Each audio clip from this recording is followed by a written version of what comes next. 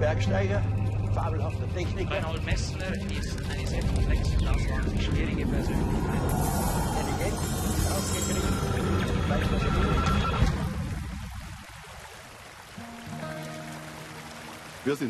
On a grandi dans la vallée, là où l'horizon s'arrête aux montagnes. Et donc, très tôt, on s'est demandé à quoi cela pouvait bien ressembler de l'autre côté. Ich halte Reinhold Messner für den überragenden Bergsteiger. Das Stürmen von bis 40 Grad Widerstand zu leisten vermag. Außerordentlich sensibel. On ne pouvait pas imaginer un monde plus grand ou organisé autrement que notre petite communauté rurale de Funes.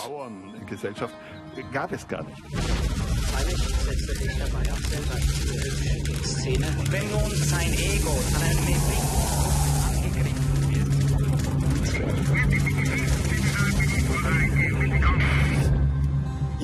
C'est l'étroitesse d'esprit, les ordres venus d'en haut et mon refus naturel d'obéir qui m'ont rendu rebelle.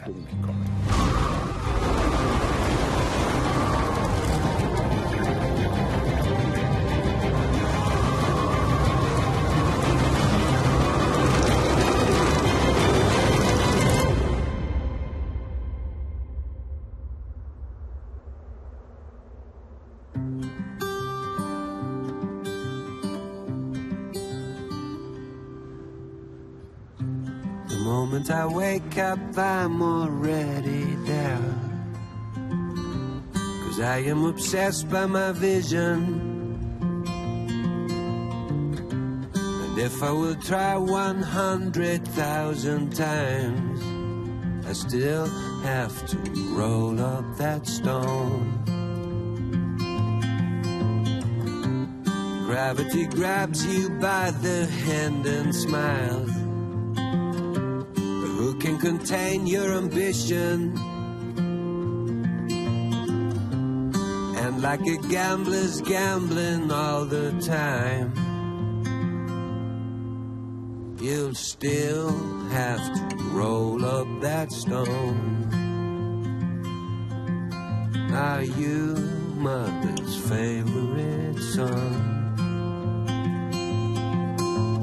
Once across the borderline, the point of no return, you see the world through a watchman's eyes. You face the world as one. The borderline to kingdom come. Should I stay or turn back home?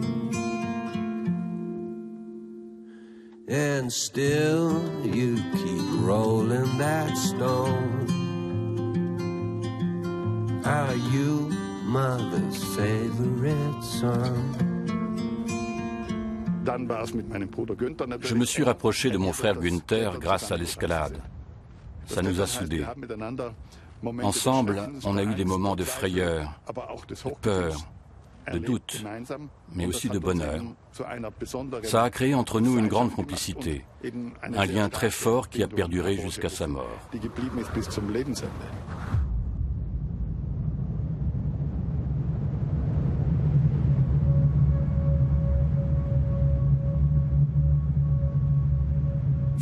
En 1965, on est allé pour la première fois dans les Alpes occidentales. On ne connaissait ces montagnes que par ouï-dire et à travers la littérature. On s'est donc rendu dans le bassin d'Argentière. On se débrouillait déjà très bien sur la glace, mais on n'avait aucune idée de ce que ça pouvait donner à plus de 4000 mètres. Et c'est comme ça qu'on a escaladé la face nord des Courtes, dans le brouillard.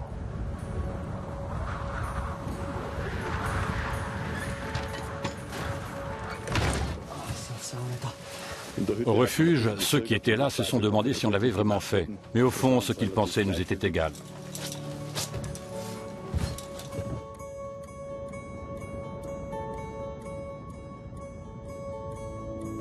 Puis on a décidé de gravir la face nord du Triolet et là aussi on y est arrivé. Après ça, le gardien du refuge nous a encouragés. Vous êtes tellement rapide et bon que vous pouvez faire la face nord des droites. On avait à peine 19-20 ans et on n'avait jamais pensé escalader cette paroi qui était considérée alors comme la plus difficile au monde. On a voulu tenter le coup, mais la peur nous a rattrapés. Je dois bien l'avouer, nous avions tout simplement peur. Malgré tout, l'idée nous est restée dans un coin de la tête. On savait qu'un jour ou l'autre, on s'attaquerait à ce versant.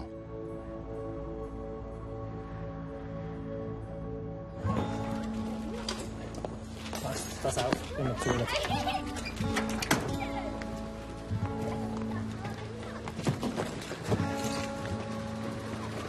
Ah, geh rein und hilf mir beim Koffer aufladen.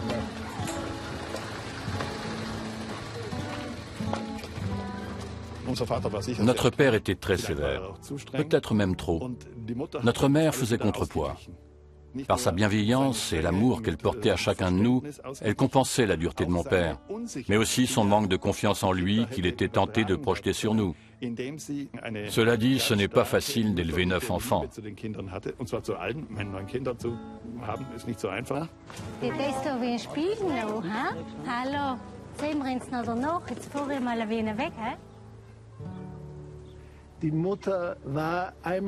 Notre mère apportait chaleur et réconfort au foyer.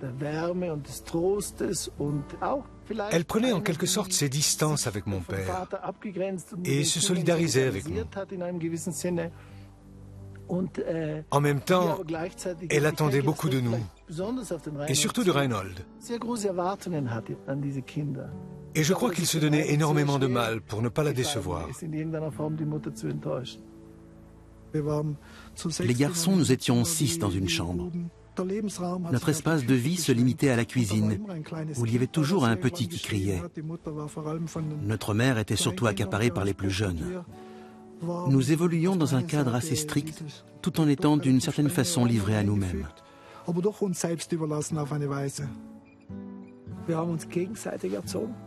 Nous nous sommes élevés les uns les autres. Les aînés s'occupaient des cadets et les cadets des plus jeunes. Quand on grandit dans un tel environnement, on a besoin de s'affirmer. Il faut trouver sa propre voie au sein de cette grande famille. Je pense que ça nous a imprégnés et que ça a fait de nous ce que nous sommes devenus plus tard.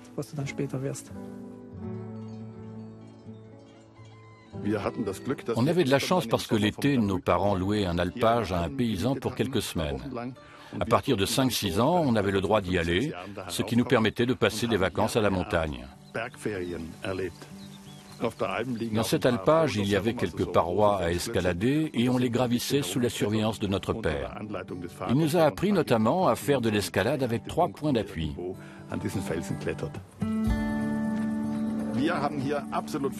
On pouvait jouer, chahuter en toute liberté. Les règles bourgeoises n'avaient plus cours. En bas, il y avait l'église où il fallait aller le dimanche, il y avait le prêtre qui contrôlait tout, il y avait l'instituteur qui était notre père, et il était bien plus accommodant là-haut qu'au village. En bas, il y avait les voisins qui savaient parfaitement ce qui se passait dans l'alpage et dans la vallée. La vie dans ces petites communautés villageoises, c'est comme la prison. Et en haut, c'était tout le contraire. C'était la liberté.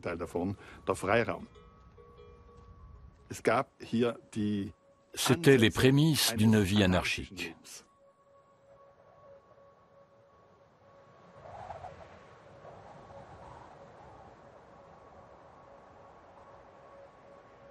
Als alle bedeutenden Berge der europäischen Alpen von den Menschen bewältigt waren, wandten sich die Blicke derer, die von den Bergen nicht lassen konnten, in weite Fernen, wo himmelhohe Riesen ihre weiß schimmernden Häupter durch die Wolken der Sonne entgegenrecken. Einer von ihnen war Albert Frederick Lamoureux. Er hat als erster versucht, im Alleingang 1895 den Nanga Parbat anzugreifen. Er ist dabei in einer Lawine umgekommen und somit das erste Opfer dieses Berges und zugleich des Himalaya geworden.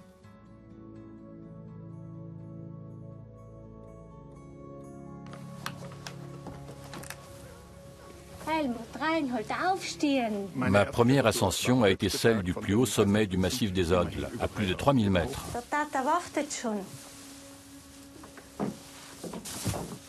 Nous ne savions pas ce qui nous attendait, ce que nous allions découvrir.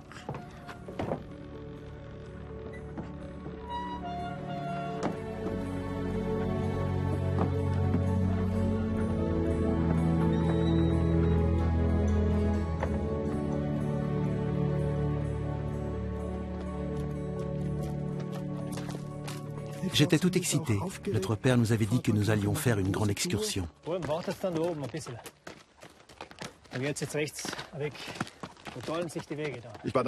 À l'époque, j'avais 5 ans et comme je dis toujours, c'était ma plus grande escalade. Proportionnellement, quand j'y repense, un gamin qui s'attaque à cette montagne. Adulte, j'ai gravi l'Everest, mais à partir du camp de base, il n'y a que 3300 mètres de dénivelé, qui se font en plusieurs semaines, voire en plusieurs mois, pas en un jour.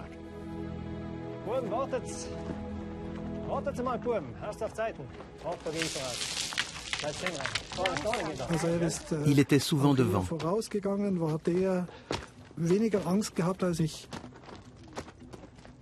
Il avait moins peur que moi de l'altitude et des parois rocheuses qui nous entouraient. Pour moi, c'était plutôt effrayant.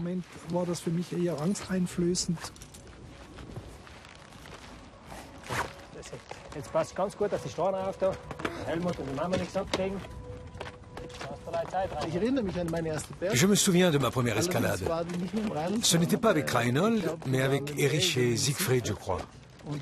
Chez nous, c'était un rituel d'initiation. On nous emmenait de force aux Asrigeis. Dans mon cas, c'était vraiment de force, parce que j'avais le vertige. Et puis, je dois avouer que l'alpinisme n'est pas franchement ma passion.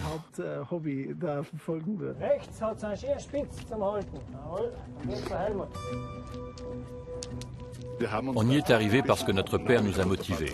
Mais il y a eu des moments de crise. On trouvait que c'était trop loin.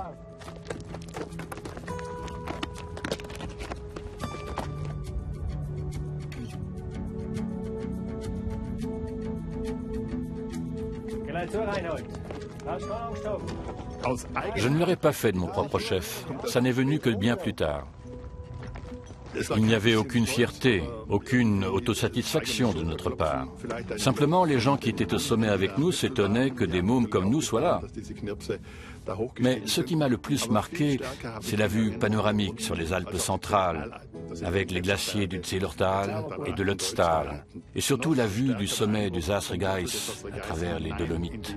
Mon père connaissait tous les sommets, le Sassolongo, la Marmolada, la Civetta et l'Antelao.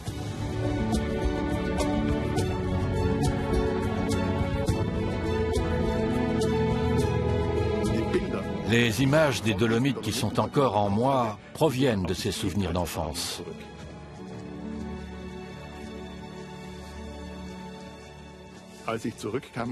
Quand je suis revenu dans l'alpage, je me suis demandé si j'étais vraiment monté si haut. J'avais du mal à le croire.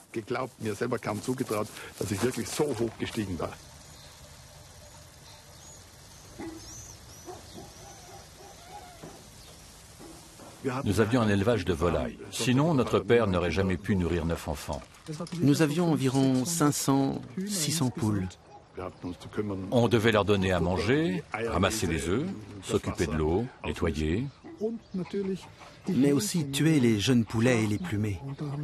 On préparait jusqu'à 70-80 poulets le week-end.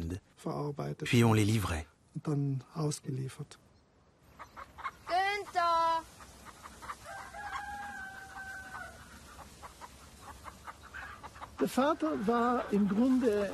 Dans le fond, notre père était un homme anxieux.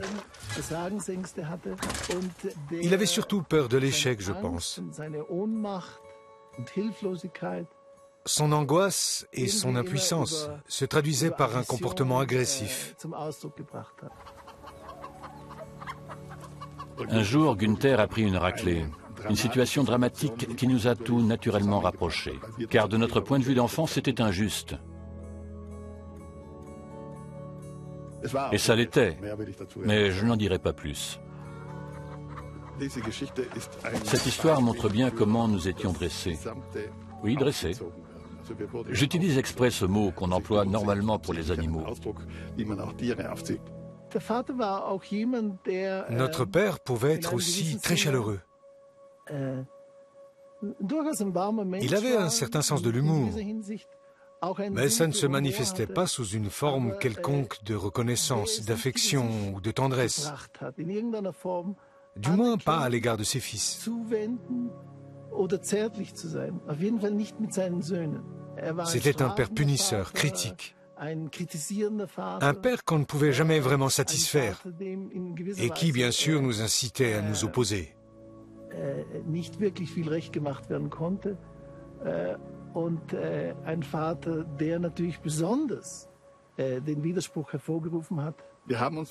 On s'est défendu très tôt, et le fait d'avoir appris à se défendre et à résister a forgé mon identité. Autrement dit, quand je rencontre un obstacle, j'essaie de le surmonter. Et une paroi rocheuse n'est rien d'autre qu'un obstacle.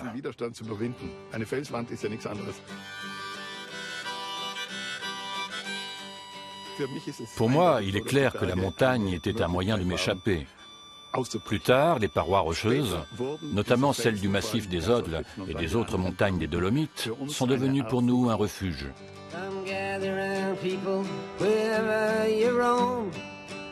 And admit that the waters around you have grown, and accept it that soon you'll be drenched to the bone. If your time to you is worth saving, then you better start swimming or you'll sink like a stone, or the times they are a-changing. À partir de 12-13 ans, nous passions le plus clair du temps à l'internat.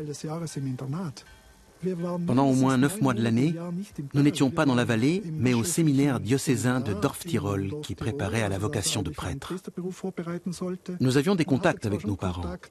Notre mère nous écrivait, mais je ne me souviens pas que notre père nous ait rendu visite. C'était un établissement très strict, où régnait une discipline de fer. C'était donc un peu le prolongement de l'éducation que nous avions reçue de notre père, mais avec d'autres moyens. En ce qui me concerne, je dois dire que ça me pesait de plus en plus. Et comme mon fort intérieur, je m'opposais de plus en plus à ce système, à cette manière de détruire notre personnalité, de nous enlever notre individualité.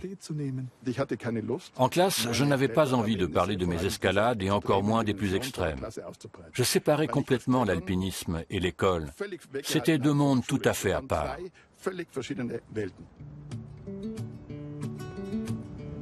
Un hiver, on a gravi la face nord du Cervin et je me suis absenté de l'école plus longtemps que je n'en avais le droit. En retournant en classe, le professeur d'allemand, qui avait pourtant beaucoup de sympathie pour moi parce qu'à l'époque j'avais déjà écrit et publié, m'a passé un savon et m'a demandé ce que j'avais fait. Tout le monde savait que j'étais parti faire de l'escalade.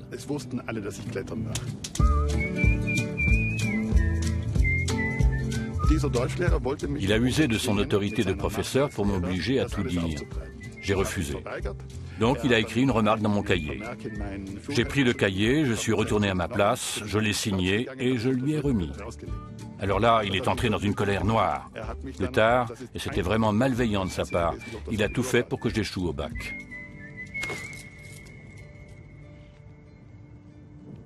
Je me souviens très bien que mon père s'en est pris violemment à Reinhold.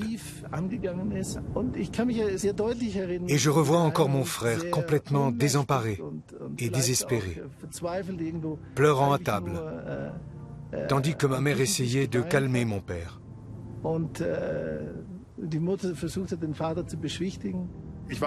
Malgré tout, j'étais sûr de décrocher le bac. Le hasard a fait qu'à l'automne, peu de temps avant la séance de rattrapage, j'ai gravi le sommet des Grandes Jorasses. On n'avait pas de chance, c'était complètement gelé. Donc, au lieu de mettre un jour, on en a mis 2. Et je suis rentré à Bolzano la veille de la séance de rattrapage. J'avais les mains écorchées, je n'avais plus de peau au bout des doigts. Et le professeur d'allemand a dit aussitôt « Vous avez encore fait de l'escalade ?» J'ai juste répondu « Et alors? Ce sont mes affaires, ça ne regarde personne. » Puis le directeur est arrivé et je lui ai dit « Je n'ai pas besoin de votre école, je vais préparer le bac seul et si j'échoue une 2e fois, je le repasserai une 3e fois. » Notre père avait un côté cruel, il faut bien l'admettre. Il s'est donc senti obligé d'humilier Reinhold. Et je crois qu'il est arrivé à ses fins. Je suis parti le jour même et je ne suis plus jamais revenu à la ferme. Je me suis pris en charge moi-même.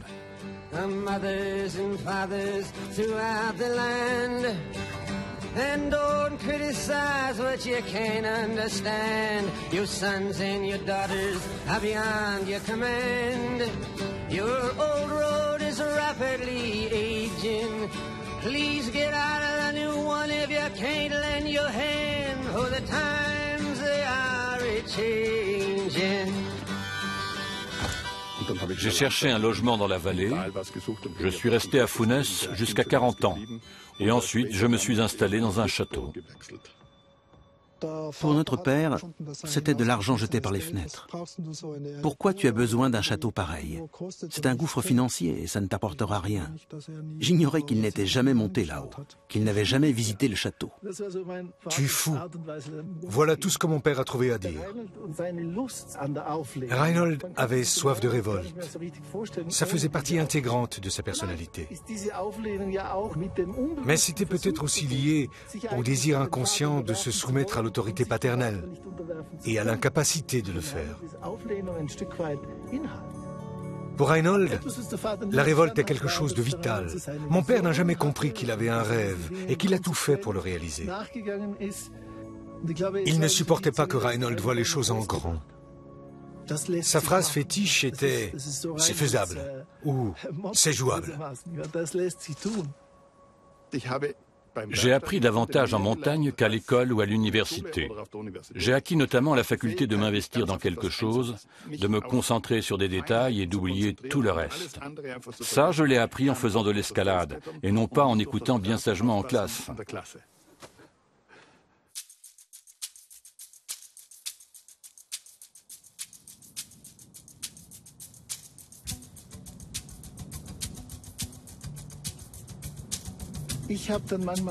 Il m'est arrivé de regarder ces diapositives et à chaque fois, je me suis demandé où était le plaisir.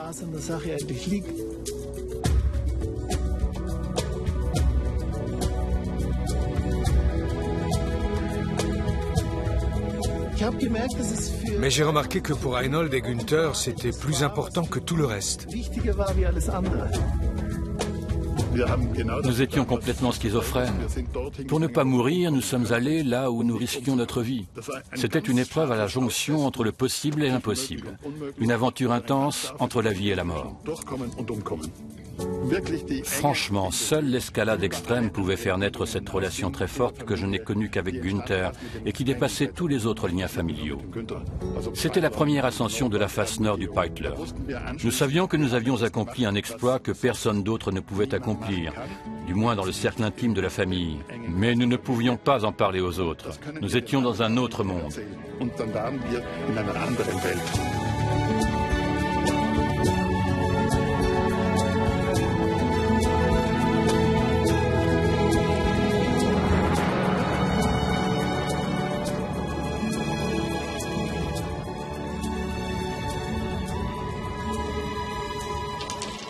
Günther auch ganz gerne mitfahren. Ja, wenn Termin eingeladen haben. Günther, wo ist denn die Mutter? Klingt geil. Du auch? Probierst du noch mal ins Notfall? Ja, vielleicht. Ja, ist das gut. So, Günther, mach's gut. Du hast auf die kleinen Kinder gut aufpassen. Ja. Geh mit, ich kann noch fahren. Lass mich noch einen weiten Weg vor uns, bis auf Chamonix.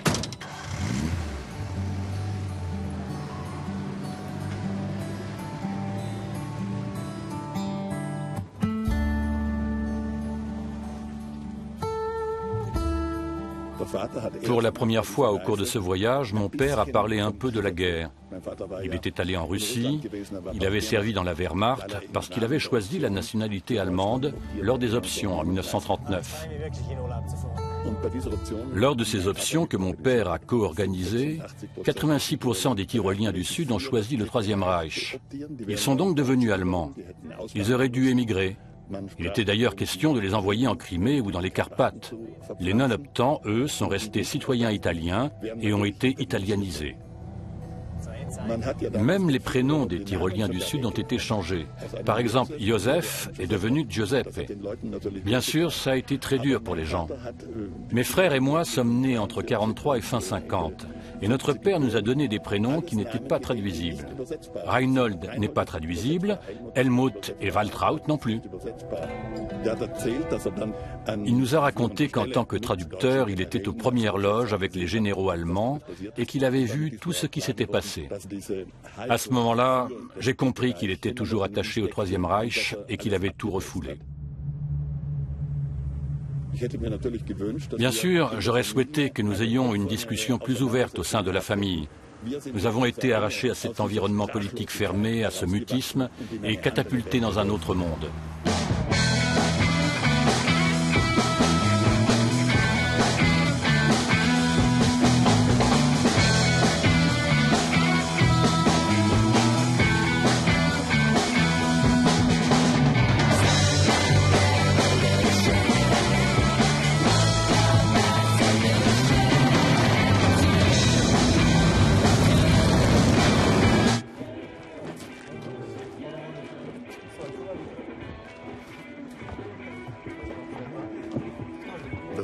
C'était l'anarchie chez nous. Plus personne n'avait le pouvoir. Les images des mouvements de protestation nous habitaient. On a arrêté de brandir des drapeaux et de clamer à l'assaut des montagnes. L'alpinisme n'avait plus de dimension nationaliste.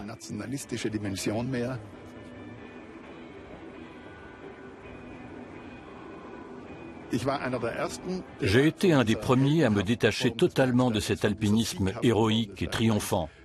Et bien entendu, j'ai été vivement critiqué par les anciens, ces vieux montagnards qui portaient des chapeaux en poil de chamois. Mais ça ne me touchait pas du tout, ça m'était parfaitement égal.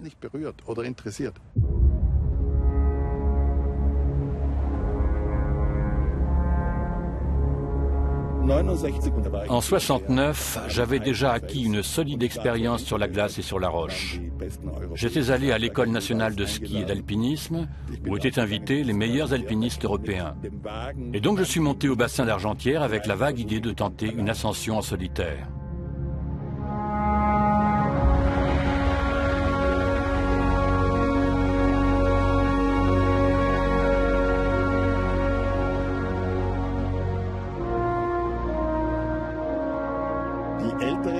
Les anciens, les alpinistes chevronnés qui ne pouvaient plus entreprendre une telle escalade, soutenaient que ce n'était pas défendable. J'ai eu alors une réaction assez radicale. J'ai déclaré que ça n'avait rien à voir avec la morale. Et depuis, je le dis ouvertement, y compris aux autres alpinistes, je peux me débrouiller seul. Je n'ai pas besoin d'eux et ils n'ont pas besoin de moi.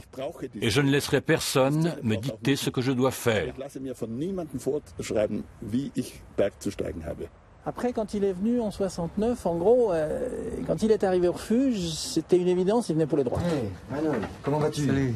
Donc mon frère tout de suite lui dit, il est droite, et il a dit oui, évidemment. Mais où est ton frère? Tu es pas venu tout seul quand même. Ja, mein Bruder ist nicht da, ich bin jetzt allein. Aber mal schauen. Tu n'es pas sérieux.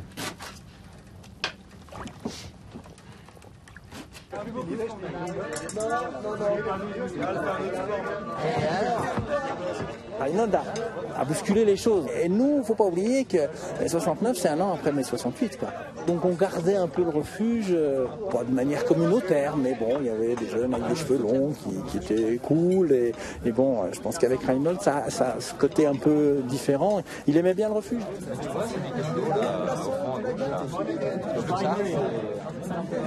Forcément, l'information a circulé, il y avait des guides, parce qu'on en a parlé, il nous a dit de rien dire, mais c'était quand même difficile, parce que c'était tellement énorme. Bon les gars, là, à côté, là, il y a un gars qui a un gros projet pour demain. Le gars qui est là derrière. La face nord et droite. Tout seul, demain, il va faire la face nord et droite.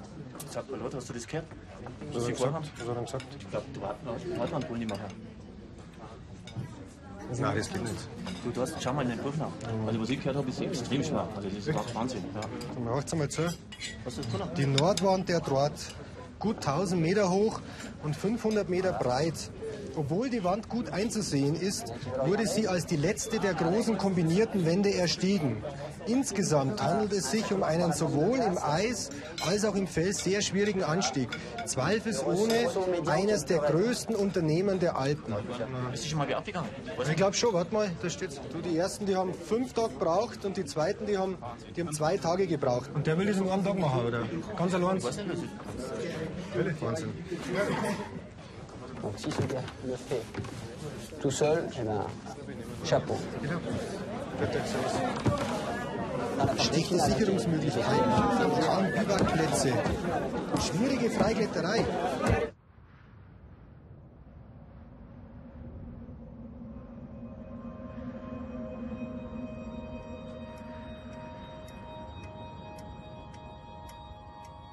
Mon frère qui parlait avec lui a choisi de faire le réveil de 3-4 heures du matin. Pour les Fast-Nord, habituel, c'est 2 heures du matin.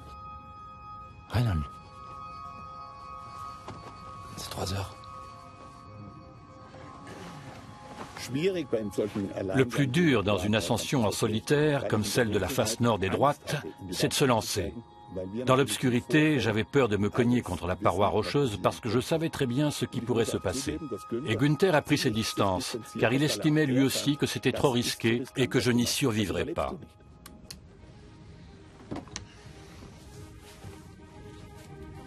Je ne voulais pas que les autres alpinistes, mes parents ou mes frères, sachent que j'escaladais en solo ces pentes raides.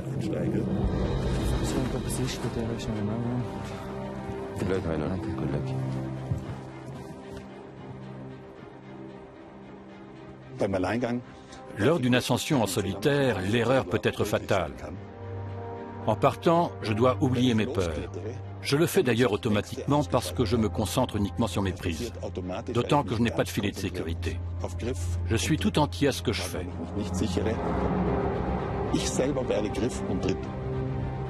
Si je ne mets pas de côté tout le reste, y compris les questions morales, et dans le cas présent, mes parents et mes frères qui sont à la maison et qui se doutent peut-être que j'entreprends quelque chose de difficile, je ne peux pas le faire. Je ne vois plus que les quelques centimètres carrés de glace, de neige ou de roche. Donc je me concentre totalement et en permanence sur mes appuis et j'entre dans un état de flottement.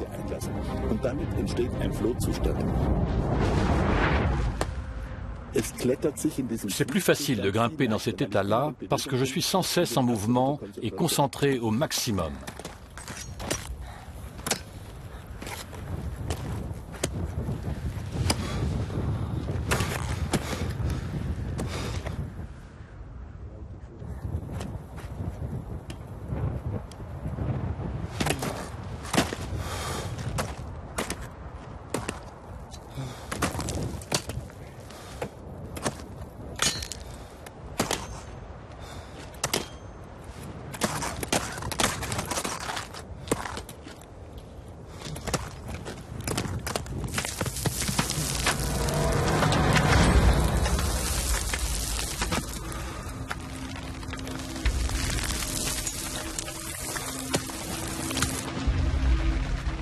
Il suffit qu'une pierre de la taille du poing tombe sur un doigt pour que ma main lâche et que je tombe.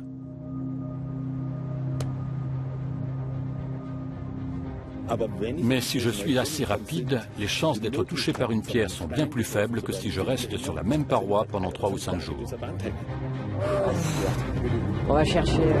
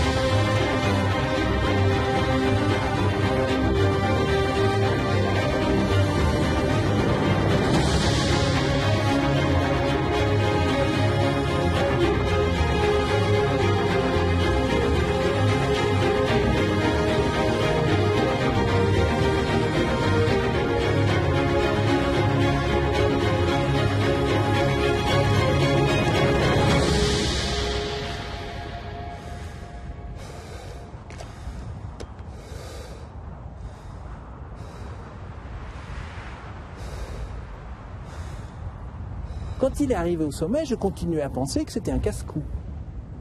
Eh oui, il était arrivé, mais il était quand même casse-cou pour avoir fait ça. Et bien sûr, on l'a vu sortir au sommet dans des temps records, vers midi et demi. Et effectivement, là, on a dit, on vient de passer quelque chose de nouveau. C'est la première fois qu'on voyait quelqu'un grimper comme ça, de manière continue dans une face, avec ses points d'appui, avec ce poignard qu'il avait amené, ce piolet. C'était quand même quelque chose de très surprenant et tous les gens qui étaient là étaient surpris, quoi. Ça a marqué ma génération, ça c'est clair. Le lendemain, nous sommes montés à l'aiguille du Midi. Puis nous avons gravi le pilier Freinet en un jour. Le même jour, nous sommes remontés au refuge d'Argentière. De là, nous avons réalisé la première ascension du pilier Bergland. Ensuite, nous avons gagné les Grandes Jorasses où nous voulions escalader un versant nord, un nouvel itinéraire, mais nous n'étions plus en état de le faire.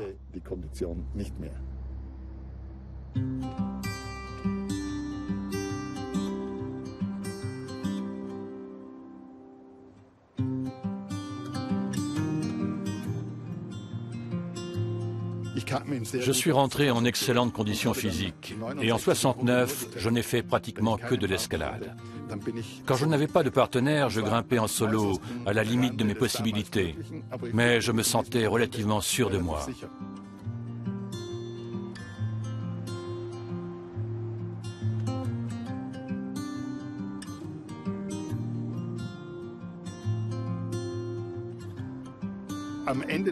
À la fin de l'été, j'étais en forme comme je ne l'avais jamais été et comme je ne le serai jamais plus. À l'époque, je n'aurais pas pu imaginer arrêter l'escalade. Puis, il y a eu l'expédition en Nanga Parbat qui a été possible parce que j'avais réussi l'ascension de la face nord des droites. Mais là, on entrait dans une autre dimension.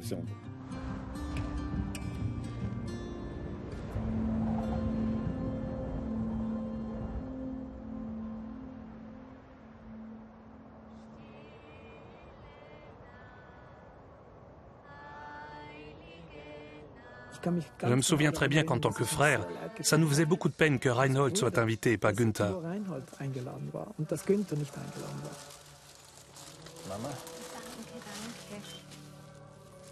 Günther, ich habe etwas für dich. Geschenk. Gut schon, Reinhold, das könnte etwas sein. Was ist denn das? Vielleicht. Hm? Scheini. Schau. Nanga Parbat, darf ich mitfahren? Parbat. Dankeschön. Das ist ein super Geschenk. Il était heureux de relever ce grand défi avec lui. Il ne s'est pas senti lésé comme ça aurait pu être le cas avant. À l'instigation de mon père, j'ai demandé à partir avec mon frère. Et le chef de l'expédition, Erlich Koffer, qui avait alors le monopole grâce à ses contacts au Pakistan, a accepté.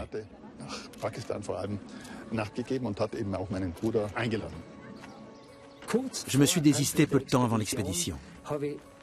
Et Günther m'a remplacé. J'ai pris cette décision très vite et évidemment bien trop tard.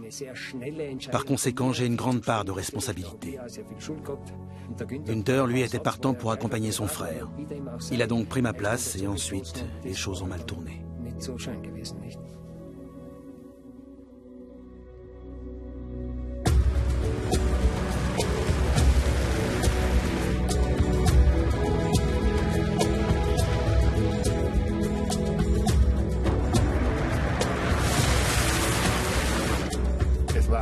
C'était très ambitieux parce que les grands alpinistes germanophones de l'époque s'y étaient attaqués et avaient échoué.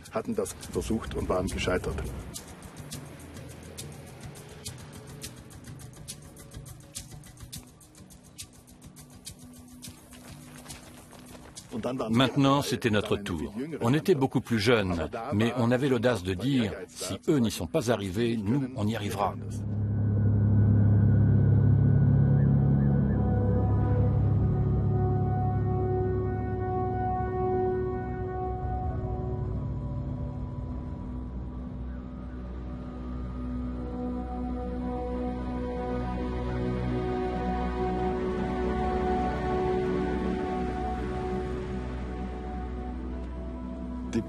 On connaissait tous l'histoire d'Hermann Bull au Nanga Parbat. Le versant du Rupal était réputé infranchissable. Mais entre l'ascension de Bull et la nôtre, 17 ans s'étaient écoulés. Désormais, tous les regards se tournaient vers les hautes parois et le versant du Rupal était le plus difficile du Nanga Parbat. Dans les pays germanophones, le Nanga Parbat était bien plus important que les autres sommets de 8000 mètres parce qu'il comportait la paroi la plus élevée du monde. Et dans notre vision un peu naïve et juvénile, c'était l'objectif ultime.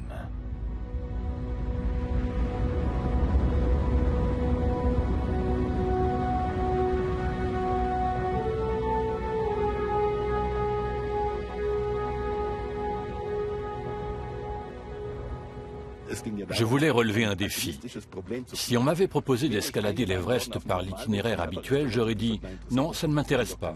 Je ne suis pas un alpiniste à la petite semaine. » Le chef de l'expédition, lui, voulait juste envoyer des gens sur le sommet et peu importe qui y arriverait. En ce sens, c'était une expédition à l'ancienne, dans l'esprit des années 30.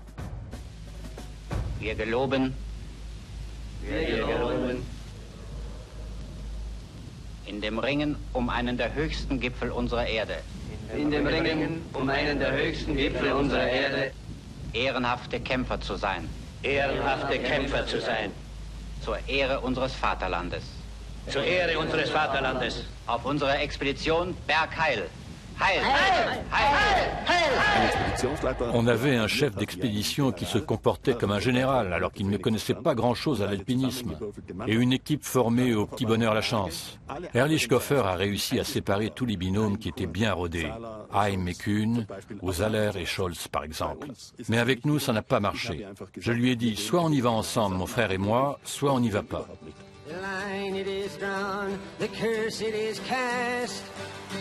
The slow one now will later be fast, as the present now will later be past. The order is rapidly fading, and the first one now will later be last, for the times they are a-changing. Durant l'ascension du Nanga Parbat, mon frère et moi avons parlé de ce que nous pourrions faire pour mener ensemble une carrière professionnelle avec une école d'alpinisme. Nous n'en avions encore jamais vraiment discuté. Sur le Nanga Parbat, tout a changé. Nous avons vu de quoi étaient capables les célèbres alpinistes qui participaient à l'expédition. Nous étions jeunes et nous y étions allés modestement. Mais nous nous sommes vite rendus compte que ce qu'ils faisaient, nous pouvions le faire aussi. Et que nous étions de taille à affronter la grande nature.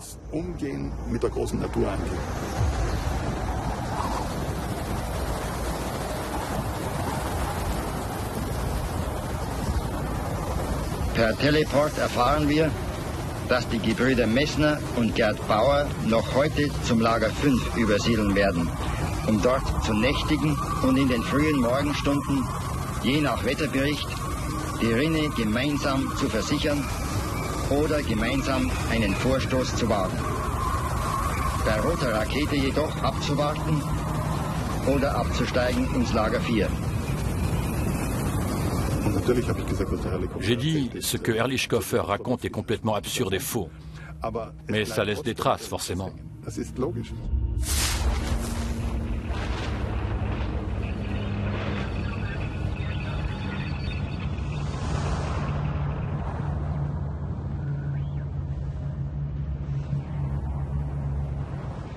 Das Wetter ist einwandfrei und so steigt Reinhold Messner zunächst allein zum Gipfel hoch.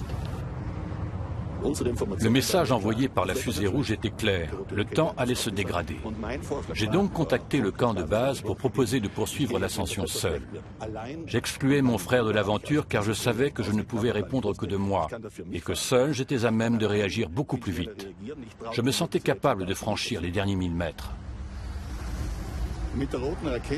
Alors j'ai emprunté ce qu'on appelle la passe de Merkel, la zone la plus escarpée. Il faut savoir que c'est un terrain presque à pic. Et au bout de ce passage, mon frère est apparu. C'était un scénario que je n'avais pas imaginé un seul instant.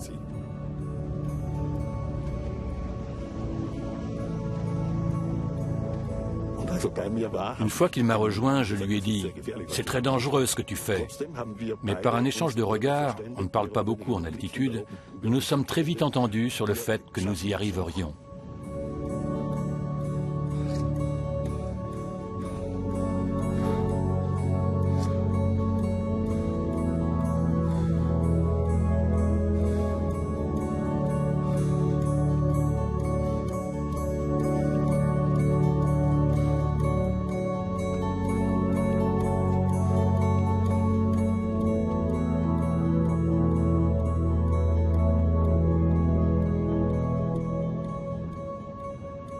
On escalade un sommet à la corde.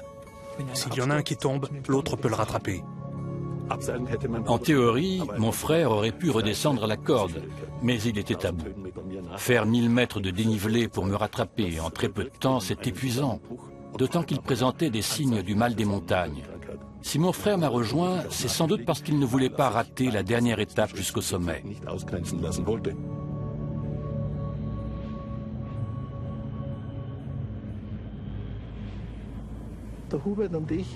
À l'époque, Hubert, Siegfried et moi, nous passions l'été dans un alpage en Suisse où nous gardions des vaches. Et je me souviens qu'un jour, dans cet alpage, nous avons reçu un télégramme de notre père. Sur le sommet, j'ai réalisé que nous étions pris au piège. Comme il n'y avait personne derrière nous, on ne pouvait pas descendre par le versant du Rupal. C'était trop pentu. Mon frère risquait de tomber. Dann steigen Sie, wider alle Abmachung und gegen alle Vernunft, über die Westflanke des Berges ab. Nous avons dû nous débrouiller par nous-mêmes. Nous sommes descendus jusqu'à la passe de Merkel et notre seul espoir était d'appeler le camp 5. Le premier bivouac se trouvait à 7008-7900 mètres. Bien sûr, nous n'avions aucun moyen de nous protéger. Nous avons donc fait comme nous pouvions et nous avons attendu jusqu'au lendemain matin. J'ai vu alors que le versant sous la passe de Merkel était à pic. Et je me suis senti très mal, car j'ai pensé que personne ne monterait jusque-là. Il nous fallait une corde pour descendre. Lorsque j'ai aperçu Kuhn et Scholz, je me suis dit qu'il n'y avait qu'une explication. Ils ont entendu nos appels au secours et sont venus pour nous apporter une corde. Je n'imaginais pas une seconde qu'ils étaient là pour gravir le sommet. Mais quand ils ont essayé de se rapprocher de nous, j'ai compris qu'ils ne pourraient pas nous aider. Nous étions livrés à nous-mêmes. Qu'est-ce qu'on aurait gagné s'ils avaient tenté de nous rejoindre et qu'ils étaient tombés ?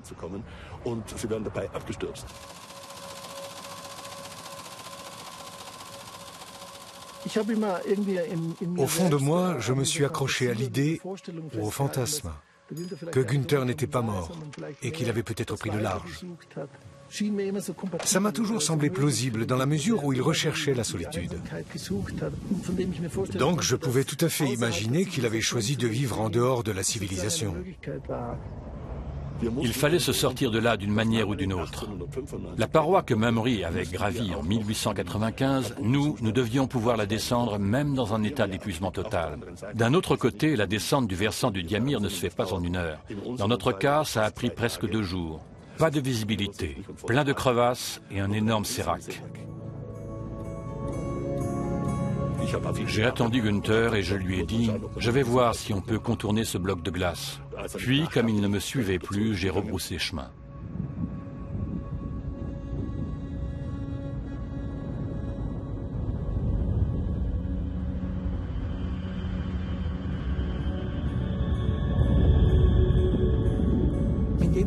En montagne, on garde un contact visuel avec son partenaire, ou on reste à portée de voix. On a donc du mal à concevoir que 2 alpinistes n'aient pas de contact visuel ni de corde, et qu'ils puissent se perdre.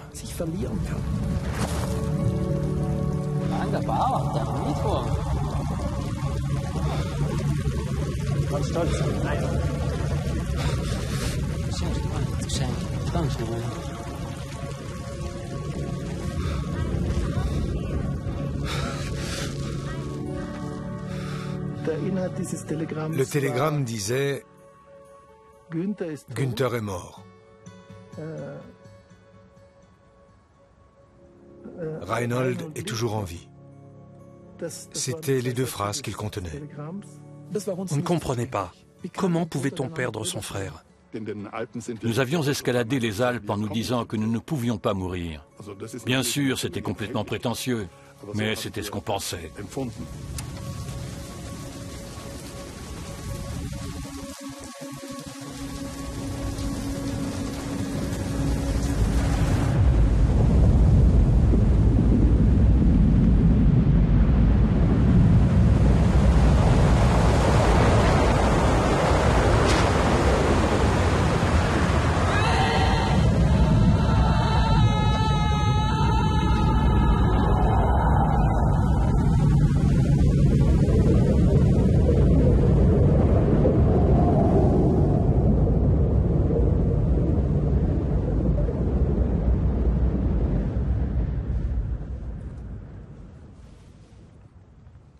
Voilà que je me retrouve seul à l'autre bout du monde.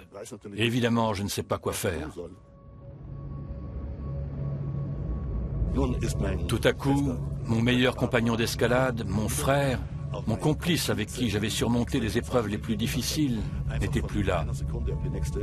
Je me suis senti obligé de m'en sortir pour raconter à mes parents ce qui s'était passé.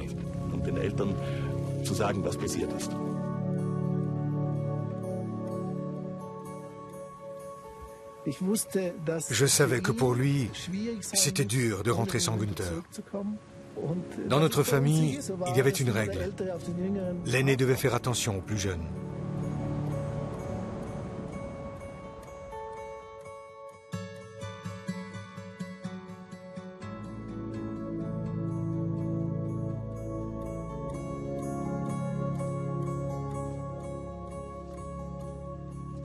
Je pense que mon père en a toujours voulu à Reinhold de ne pas avoir ramené son jeune frère.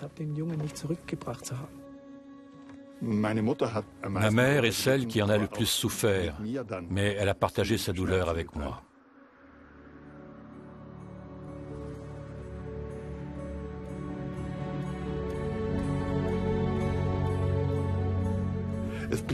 Cette histoire a eu un tel retentissement dans les médias que tout le monde se demandait ce qui s'était vraiment passé. Si Günther était resté en haut, dans la passe de Merkel. Des questions qui ont hanté longtemps mes frères et mes parents. Peut-être que la mort, ou le vide que laisse le mort, était devenu bien trop proche.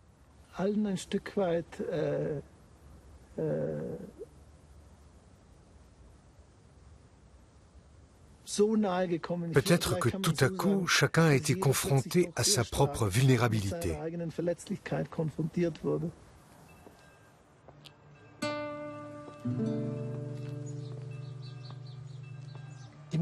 Notre mère était quelqu'un de très positif. Elle était capable de surmonter cette épreuve avec son optimisme légendaire et indéfectible.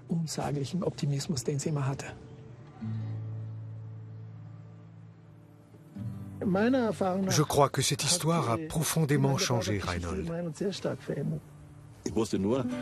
Je savais que j'allais renoncer au confort bourgeois pour mener l'existence que Günther et moi avions toujours envisagée. Faire de l'escalade, explorer la nature, partir à l'aventure, c'était notre rêve. Et je l'ai vécu de manière encore plus radicale que ce que nous avions imaginé ensemble.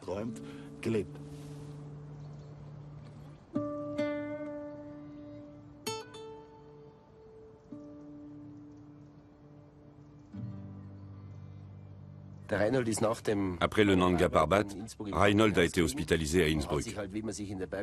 Entre alpinistes, on se connaissait. Nous lui avons donc rendu visite à l'hôpital. Et nous nous sommes demandé ce que nous pouvions faire. En 1972, nous avons obtenu l'autorisation d'escalader le Manaslu. Et Reinhold a dit, si mes orteils se rétablissent, je suis partant. Cette fois, nous étions un petit groupe d'alpinistes soudés. Nous venions tous plus ou moins du Tyrol. Quant au chef d'expédition, Wolfgang Nerz, il avait notre âge et était dans le même état d'esprit que nous.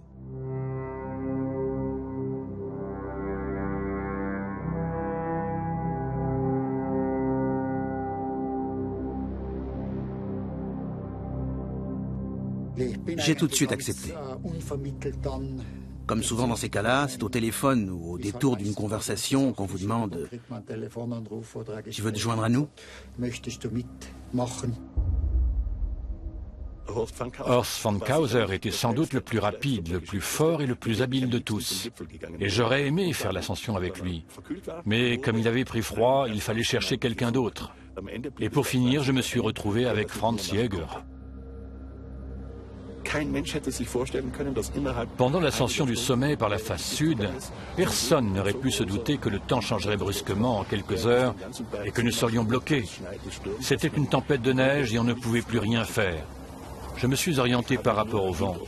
Comme je savais d'où venait la tempête, je me suis dirigé vers le sud où nous avions installé notre tente. Tout à coup, une silhouette chancelante a surgi de la tempête de neige et a dit « Horst, qu'est-ce que tu fais là ?» J'ai répondu « Reinhold, je suis là. » « Et où est Franz? Il est avec toi ?» J'étais aidé par Franz Jäger, qui, me semblait-il, m'appelait depuis la tente. Mais au bout d'un moment, je me suis énervé. La voix venait tantôt d'ici, tantôt de là.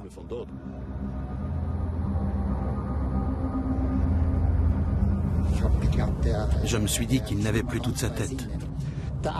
Alors Andy et moi, nous avons décidé de chercher Franz. Nous étions sûrs l'un et l'autre d'entendre ses cris.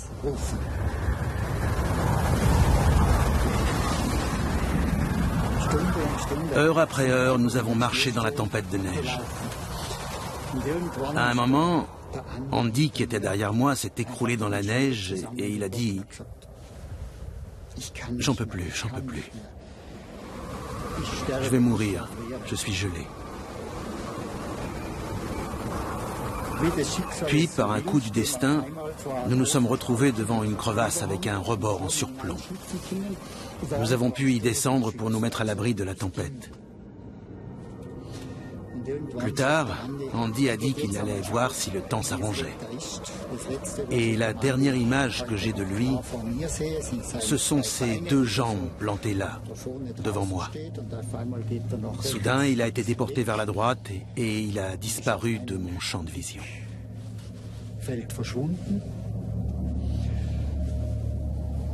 Je l'ai appelé plusieurs fois.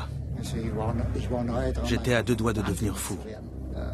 Il n'était plus là et je me retrouvais seul dans cette grotte de neige. À ce moment-là, j'ai pensé à mon jeune fils. Tout à coup, il m'est apparu. Et il y avait une énorme lune au-dessus de moi. J'avais l'impression d'être au ciel. C'était vraiment un spectacle grandiose. Cette étendue blanche, balayée par la tempête. Les nuages avaient disparu, mais il y avait toujours des rafales de neige. Un désert de neige à perte de vue, mais pas de traces d'Andy. Rien. Alors j'ai compris qu'il ne reviendrait sans doute jamais. Et Franz non plus.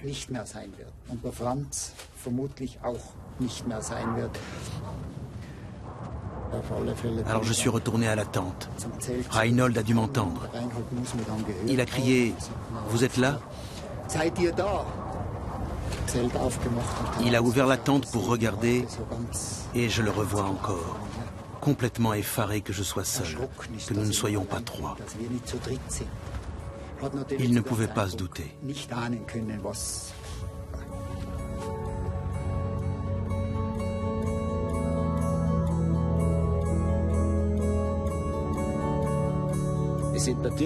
Bien sûr, après, on a reproché à Messner d'avoir abandonné Franz Jäger. Mais c'est un comportement tout à fait normal lors d'une expédition en montagne. C'est d'ailleurs comme ça que nous l'avons interprété, en tant que coéquipiers et amis. On disait que j'étais trop ambitieux et que je mettais ma vie en danger. Chaque mois, au moins un article dans la presse annonçait ma mort. Puis on a voulu m'empêcher de gravir d'autres sommets de plus de 8000 mètres pour que je ne me tue pas et que je ne tue pas d'autres personnes. J'ai commencé à avoir de sérieux doutes et à me demander si je devais continuer ou pas. Je n'étais plus freiné par mes parents ou mes frères, mais par moi-même. A-t-on le droit de faire ça ? Finalement, j'ai décidé de ne pas abandonner et de continuer l'escalade en solitaire. Seul, je pouvais répondre de moi. Je n'avais pas de famille, donc pas d'obligation vis-à-vis d'autres personnes. À l'époque, j'étais déjà marié avec Uschi et elle aurait pu se débrouiller seule. Elle avait compris que je devais vivre ma passion jusqu'à m'en rendre malade, comme disait mon père.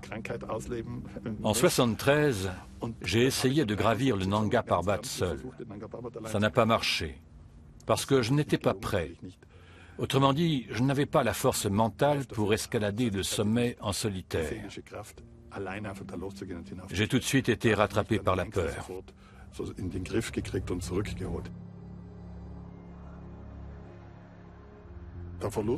La disparition de ma mère a été un coup dur pour moi, mais la séparation avec Uschi a été encore plus éprouvante. Pour lui, c'était une tragédie, mais en même temps une forme de libération.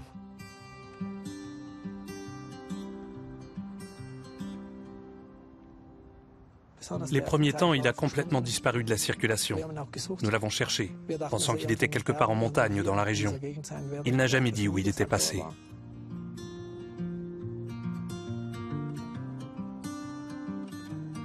En 1977, j'ai tenté de gravir en solo le Nanga Parbat. Ce n'était pas mon premier coup d'essai, mais c'était mon dernier grand objectif à atteindre. Si j'avais réussi plus tôt, je serais sûrement passé à autre chose. Et avec une relation stable, ça aurait sans doute été plus facile. Ça a été l'un de ses plus longs passages à vide. Il lui a fallu des années pour s'en remettre.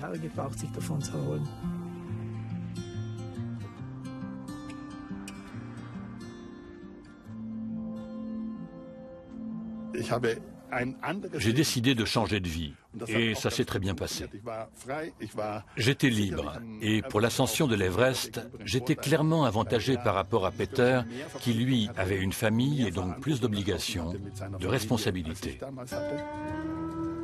J'ai assisté à une conférence qu'il donnait. À la pause, je suis allée au présentoir de livres. Il est arrivé et on est venu à parler du Népal.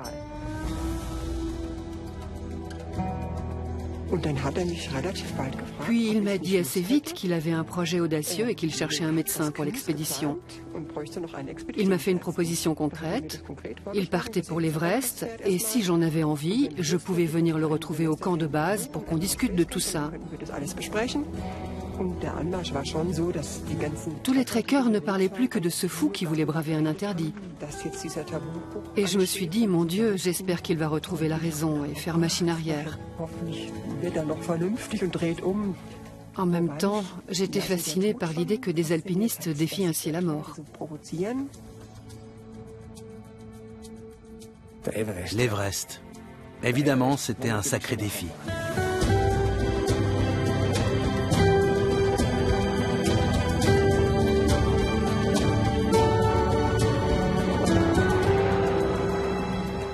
Nous nous sommes dit, on y va, on verra ce que ça donnera. Messner et moi étions assez culottés pour partir sans masque à oxygène. En fait, c'était la suite logique de tout ce que j'avais fait jusque-là. En 1978, l'équipement à oxygène pesait en moyenne 50 kg par personne. Et donc je me suis dit, sans masque à oxygène, on pourra gravir tous les sommets de plus de 8000 mètres comme dans les Alpes. On sera beaucoup plus libre dans l'ascension des plus hautes montagnes de la planète. Je savais que nous étions bons et rapides. Nous avions fait une très belle ascension du Hidden Peak. Mais le Hidden Peak fait 8068 mètres de haut, soit 800 mètres de moins que l'Everest. Donc je me suis dit que ce serait éprouvant. Ce n'est pas possible, disent les physiologues. C'est de la folie, disent les psychologues. C'est de la démesure, disent les alpinistes. Ça correspond bien à Messner, mais il devra mettre de l'eau dans son vin ou alors il ne reviendra pas. Nous sommes montés, nous avons installé le camp 1 et j'ai chanté toute la nuit. Je n'ai pas beaucoup dormi. Reinhold a chanté un peu avec moi. Enfin, nous avions vraiment la forme. Nous sommes partis sous un soleil radieux.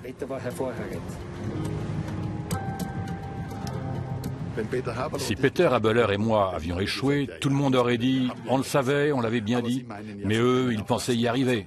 Voilà ce qu'on aurait raconté, et ça se comprend. J'ai levé les yeux vers le ciel, il faisait de nouveau mauvais, et j'ai dit « écoute Reinhold, ça ne me plaît pas ». Maybe Peter is coming up again. I know Peter is the strongest climber I know. But this year, you see, he's almost changing. He's going 100 meters, a cloud is coming. He said, so there isn't this thing. Yes. Let's go back.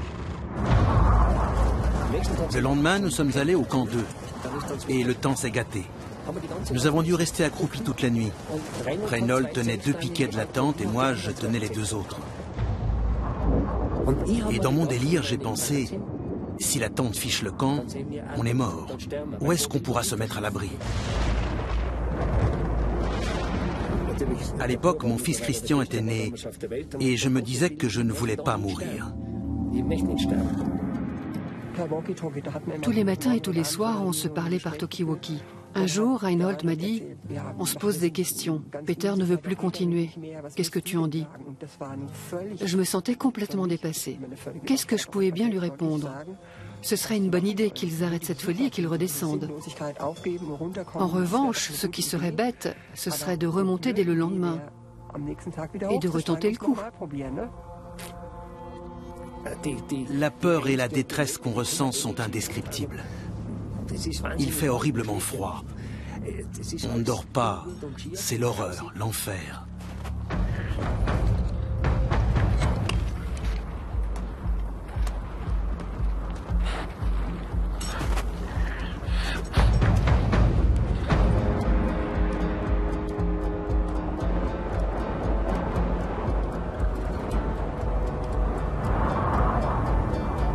Nous avons continué malgré la tempête. Nous étions conscients que c'était notre dernière chance. Nous sommes partis le matin dans le vent et le froid. Nous nous attendions à ce que ce soit encore pire là-haut. Sur la crête du sommet, c'était à la limite du supportable. La tempête était tellement violente qu'il nous arrivait d'avancer à 4 pattes pour ne pas être emportés. J'enfonçais le pic tellement fort que j'ai fini par attraper une crampe à la main droite. À ce moment-là, je me suis dit, ça y est, maintenant tu as une crampe. On en arrive à un point où on ne contrôle plus rien. J'ai regardé sur le côté et je me suis vu grimper. J'étais là, face au vent, et je me regardais grimper.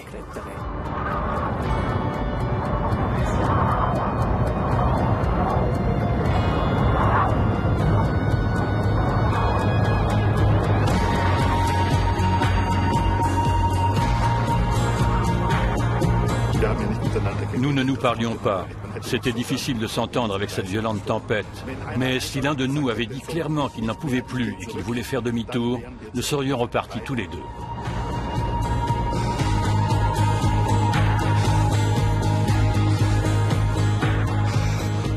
En arrivant au sommet, nous étions heureux. C'était l'euphorie. Mais j'avais plus peur que Reinhold. Je voulais redescendre le plus vite possible.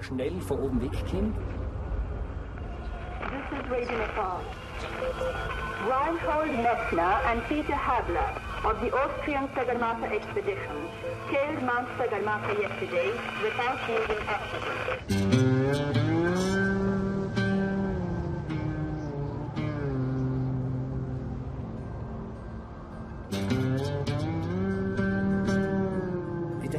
Aujourd'hui encore, je repense volontiers à cette ascension de l'Everest.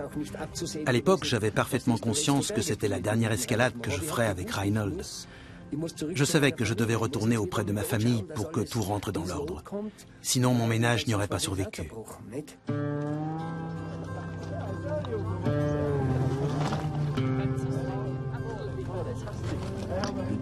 Le monde entier a vu qu'on pouvait gravir l'Everest sans masque à oxygène.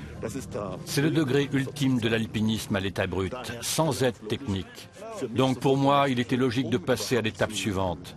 Pour savoir si j'étais capable de me débrouiller seul dans les mêmes conditions, je me suis donc attaqué au Nanga Parbat.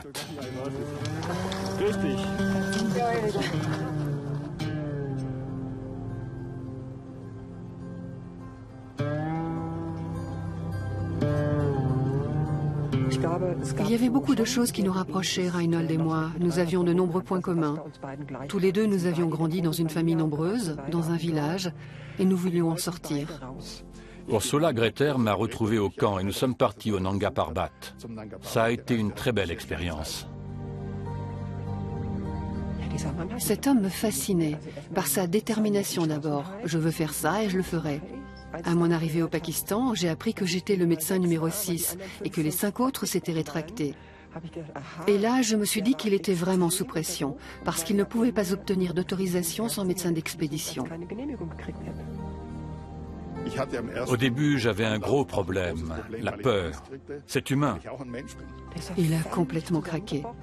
Dans la tente, j'avais en face de moi un type qui gémissait, qui pleurait, qui avait peur et qui était désespéré. Il disait « Je n'y arriverai pas, je ne peux pas ». Je ne comprenais pas ce qui lui prenait. Il n'a pas su expliquer ce qu'il avait exactement.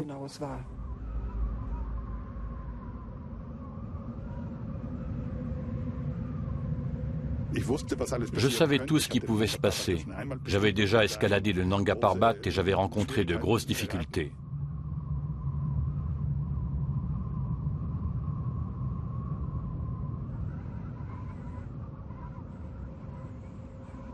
Terry et moi étions au camp de base et nous suivions son avancée.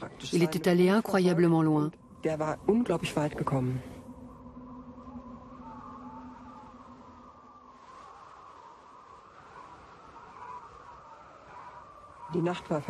La nuit était passée, j'étais couché dans la tente, quand tout à coup j'ai entendu la voix affolée de Terry.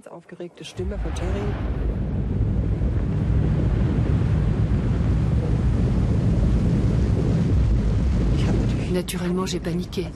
Il a dû arriver quelque chose de terrible pour qu'il crie comme ça.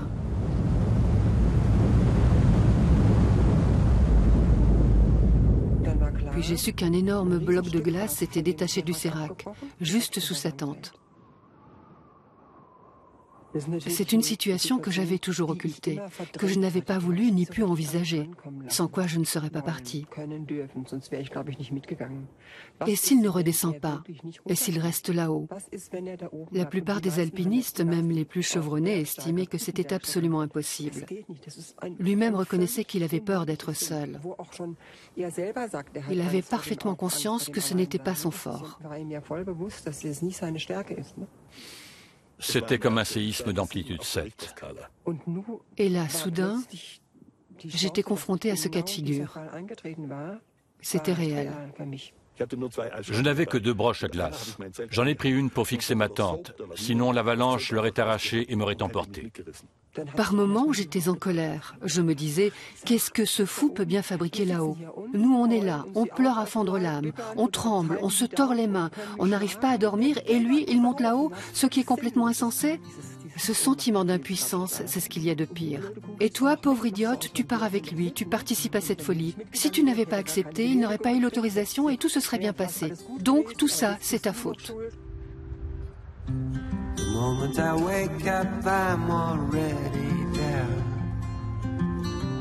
'Cause I am obsessed by my vision. And if I will try 100,000 times, I still have to roll up that stone. Gravity grabs you by the hand and smiles. Who can contain your ambition?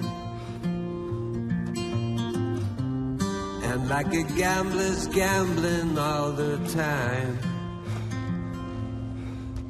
you'll still have to roll up that stone. Once across the borderline, the point of no return, you see the world through a watchman's eyes. Face the world as one. The borderline to kingdom come. Should I stay or turn back home?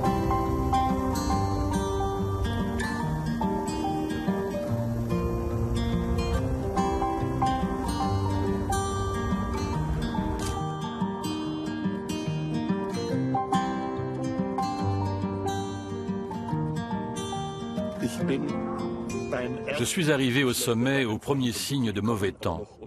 Les conditions étaient encore supportables. Je suis retourné dans mon bivouac et là, j'ai assisté à une tempête qui a duré 48 heures. En fait, elle a même duré 2 semaines. Mais au bout de 48 heures, j'ai pris une décision. À la première trouée qui est apparue dans le brouillard, j'ai pu localiser le versant de Mamre, les Séracs et le camp de base, et je suis immédiatement descendu par un autre itinéraire que je connaissais. C'était relativement dangereux mais rapide, et en 6 heures, je suis descendu du sommet de 7600 mètres jusqu'au camp. Nous l'avons aperçu et je me suis dit, qu'est-ce que tu fais maintenant? J'ai pris ses chaussures les plus confortables et je suis allé à sa rencontre. C'était un fantôme. Il avait une mine terrible. Mais c'était bien qu'on puisse se serrer dans les bras, sentir physiquement qu'il était toujours en vie, qu'il était bien là et qu'il pouvait encore bouger. Ce n'était pas un fantôme, c'était un homme en chair et en os. Mais on aurait dit qu'il venait d'une autre planète. Il était complètement épuisé.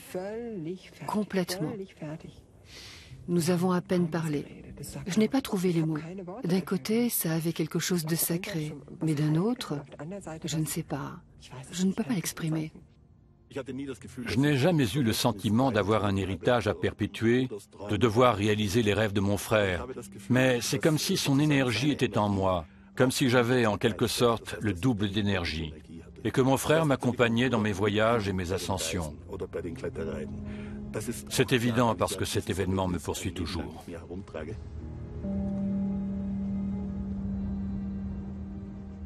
Aujourd'hui encore, je rêve de pouvoir faire de l'escalade avec lui.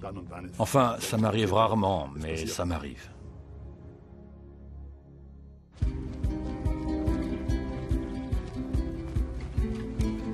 Ça m'a beaucoup changé. Ça a été une expérience extraordinaire pour moi. 1 an plus tard, il voulait gravir le K2, et pour lui, il était clair que je partirais avec lui. L'idée, c'était qu'un homme et une femme escaladent ensemble un sommet de plus de 8000 mètres. Entraîne-toi un peu et tu y arriveras. Je me suis dit, non, je n'y arriverai jamais.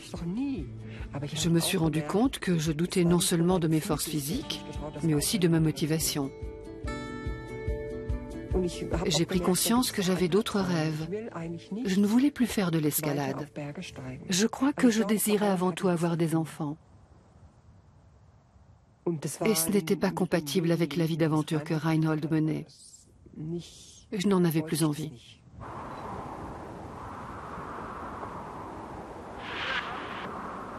Hier Bahnschlager Reinhold, du bist sehr weit weg und deine Stimme ist sehr schwach. Wie geht es dir? Hast du noch Kraft?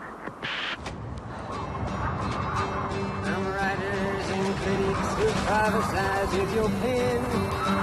And keep your eyes wide, the chance won't come again. And don't speak too soon, for the wheel's still in spin. And there's no telling who that it's naming.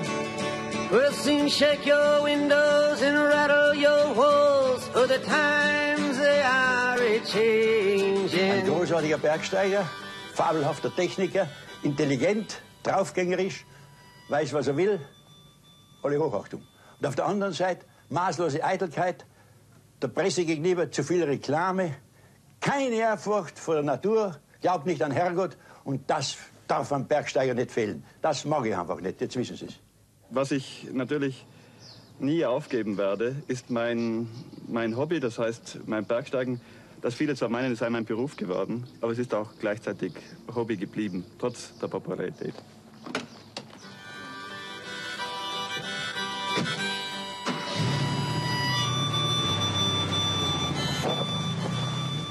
Welcome in England. Danke vielmals.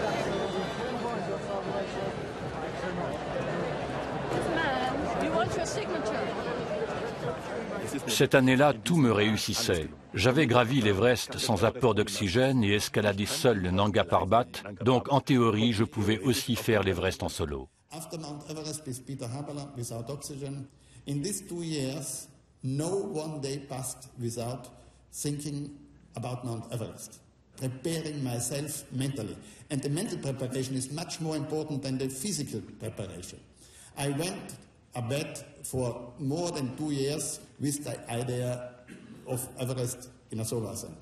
I woke up in the morning with this Everest solo ascent idea. And so motivation was growing and growing. But the Nepalese didn't give me a permit. So in 1979, I went to Beijing. And the Chinese said, why not? And I asked them, how much is the permit fee? And they said, $80,000. And I didn't have $80,000. And I sold all my loose property. I sold also my Porsche. I did not know if I would need it afterwards. And I went to Mount Everest.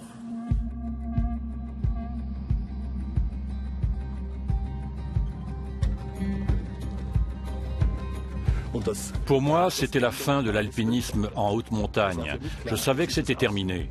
Je ne pouvais pas aller plus haut, ni être plus seul, ni faire plus difficile.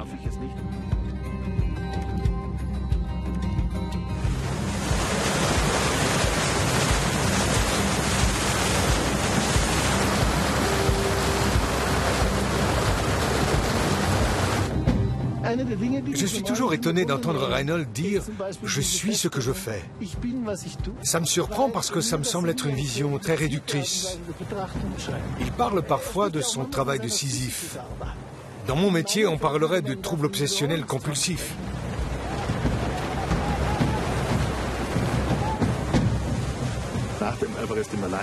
Après l'Everest en solitaire, l'initiative est venue de la jeune génération d'alpinistes.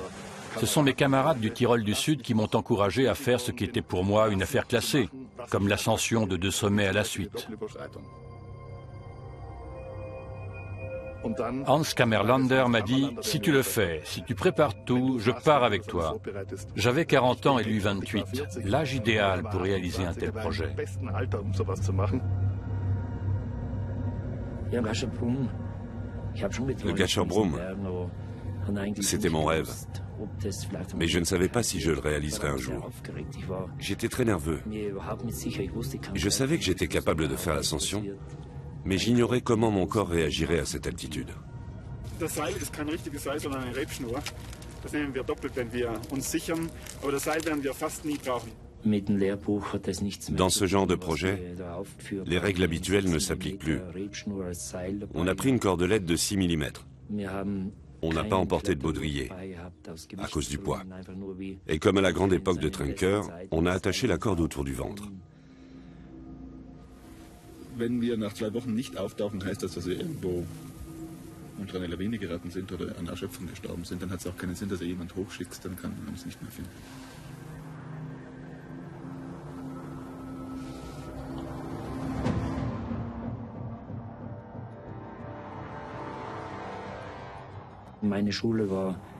J'ai été à rue d'école.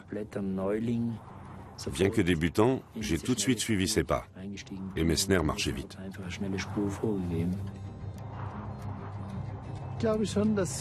Je pense que si Reinhold attachait autant d'importance à l'alpinisme, c'est parce que ça lui permettait d'exprimer quelque chose qu'il ne pouvait exprimer autrement. C'était l'idée de franchir mentalement un mur, de trouver la ligne idéale, d'aller jusqu'au bout d'une trajectoire qui avait marqué une rupture en lui, et qui était peut-être totalement imaginaire, mais qui n'en était pas moins un moteur, une motivation, et qui représentait même une esthétique particulière.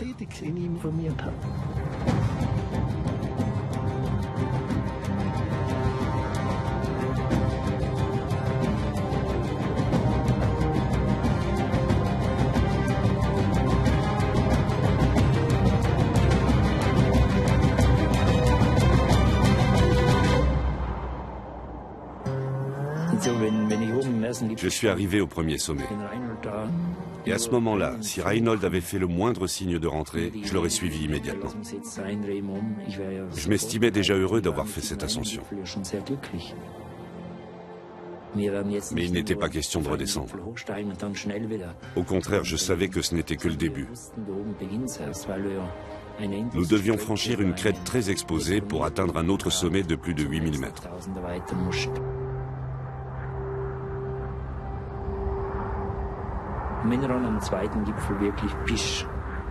Une fois parvenus au deuxième sommet, nous n'étions pas au bout de nos peines. Nous étions encore loin du but, le camp de base.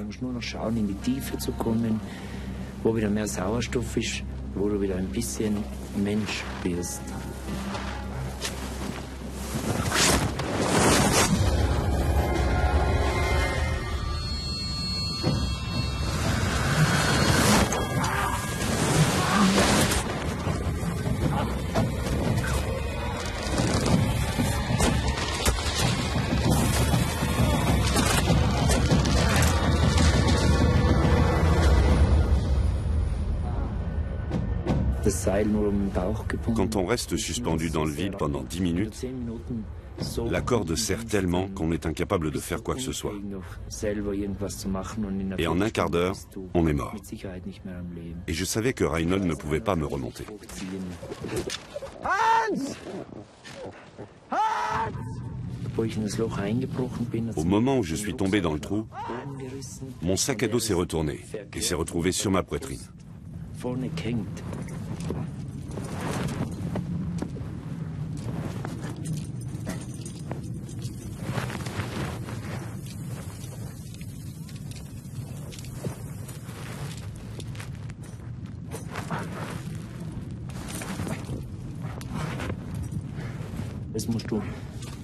Il faut s'être entraîné des centaines de fois pour pouvoir chausser ses crampons dans le vide.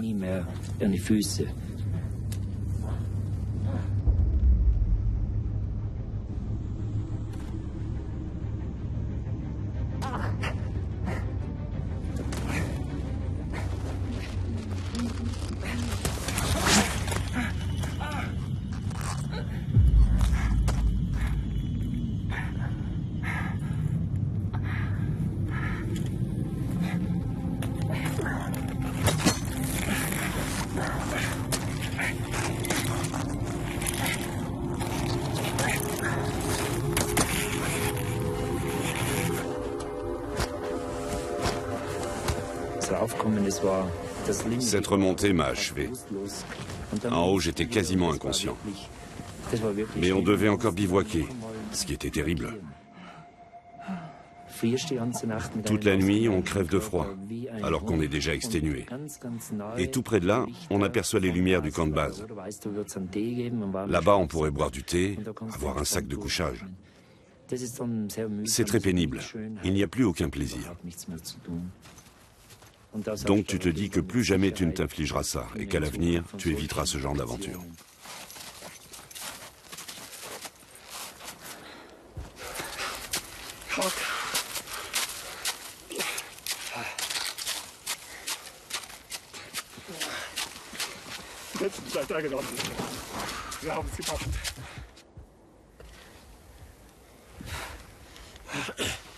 Ich glaube, wenn man öfters sowas macht, dann kann man, das Beste, was man machen kann, ein Testament.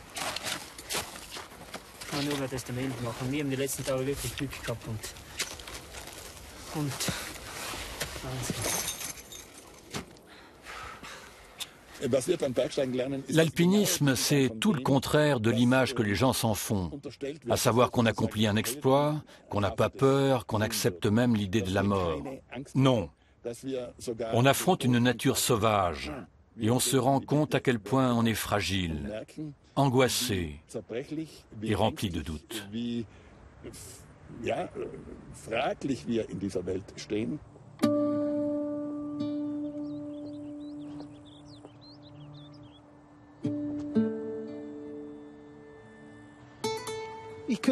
J'imagine que notre mère souhaitait qu'il arrête. Il se trouve qu'un autre de nos frères, Siegfried, a lui aussi été victime d'un accident en montagne. Elle lui a effectivement demandé d'arrêter l'alpinisme, par crainte de perdre encore un fils. Elle avait pris conscience du danger que représentait la haute montagne. Quand quelqu'un a perdu ce qui lui restait de son enfance, il ne devrait plus gravir ces montagnes. Ça n'a plus de sens.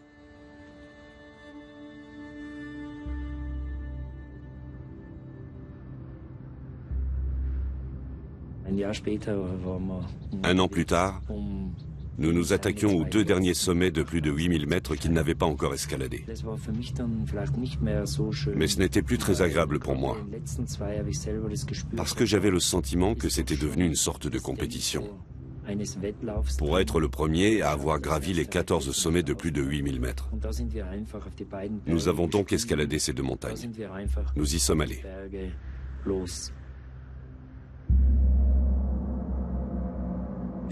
Finalement, ces 14 sommets de plus de 8000 mètres ne sont qu'un chiffre. Ça ne veut pas dire grand-chose. Bien sûr, après en avoir escaladé 2, j'aurais pu dire « Fini les grands exploits, c'était trop dangereux, maintenant je vais faire de l'escalade avec de l'oxygène ». Dans ce cas, j'aurais vaincu les sommets de plus de 8000 mètres en quelques années. Mais ça aurait été d'un ennui mortel.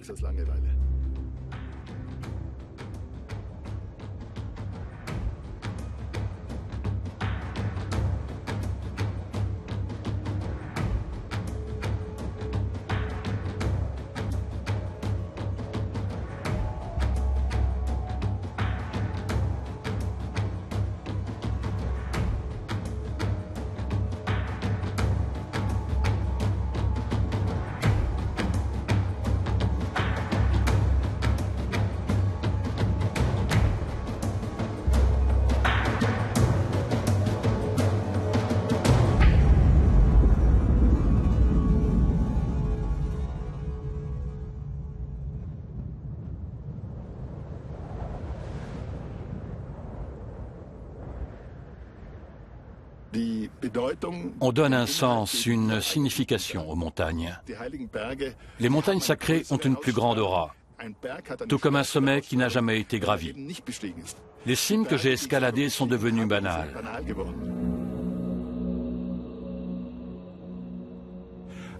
J'ai été un des premiers à obtenir une autorisation pour le mont Kailash.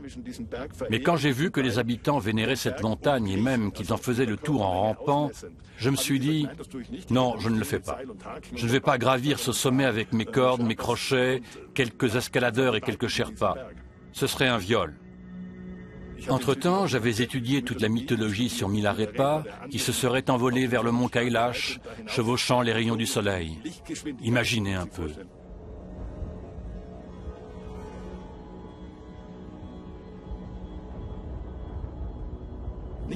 Non seulement Moïse revient du Sinaï avec les 10 commandements, mais Mahomet se recueille sur le mont Hira où il reçoit la révélation d'Allah. Bouddha médite dans l'Himalaya et emmène ses disciples dans les vallées pour répandre sa doctrine du renoncement. Tous trois sont allés dans les montagnes parce qu'en haut, on jouit d'une vue d'ensemble et on a une révélation. On a une vision plus claire sur soi-même.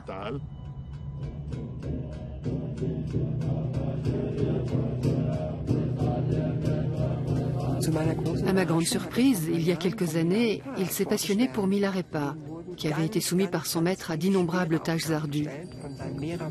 Dans notre culture, on connaît Sisyphe.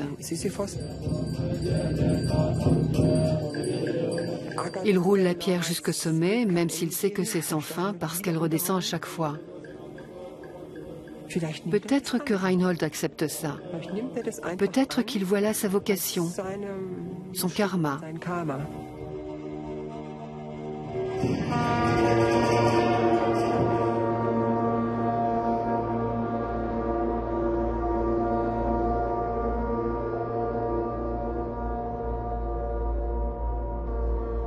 Ce projet me titillait depuis longtemps.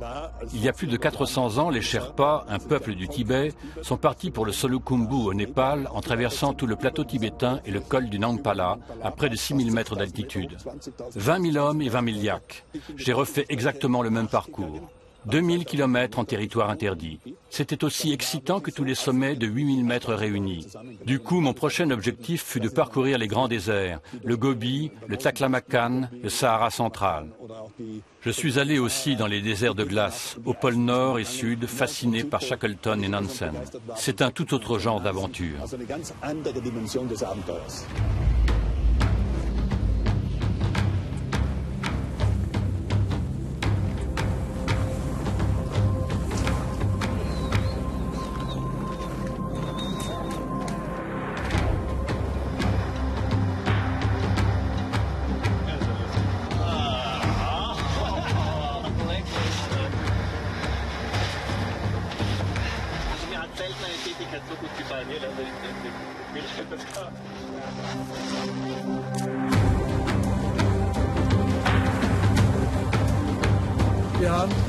Nous avons traversé le Groenland en 34 jours, alors que nous en avions prévu 90.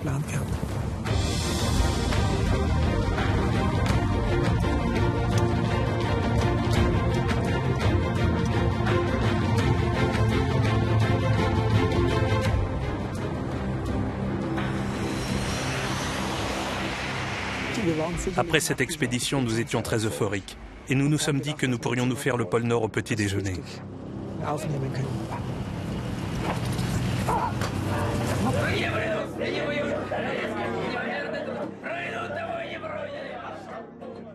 Notre objectif était de traverser le pôle Nord depuis la Russie jusqu'au Canada.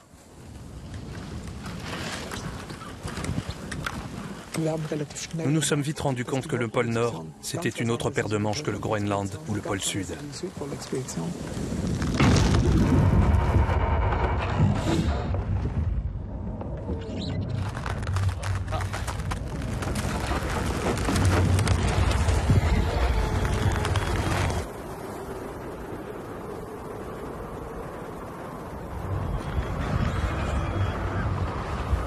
Le soir, nous avons pu trouver un endroit pour dormir.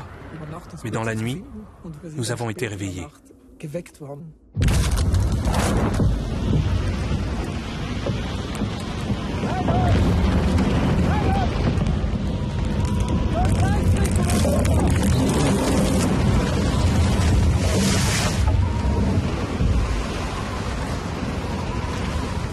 température extérieure était de moins 48 degrés.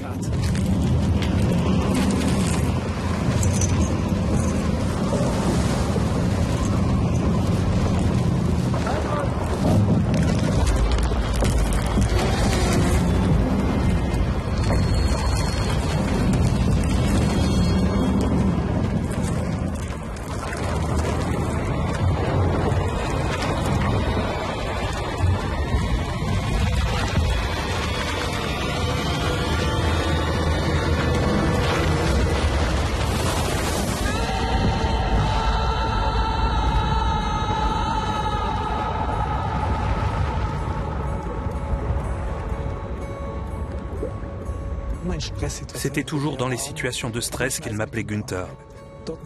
Ça faisait ressurgir sa peur. Ça le ramenait à son sens des responsabilités envers son petit frère, auquel il a cru pendant longtemps avoir failli.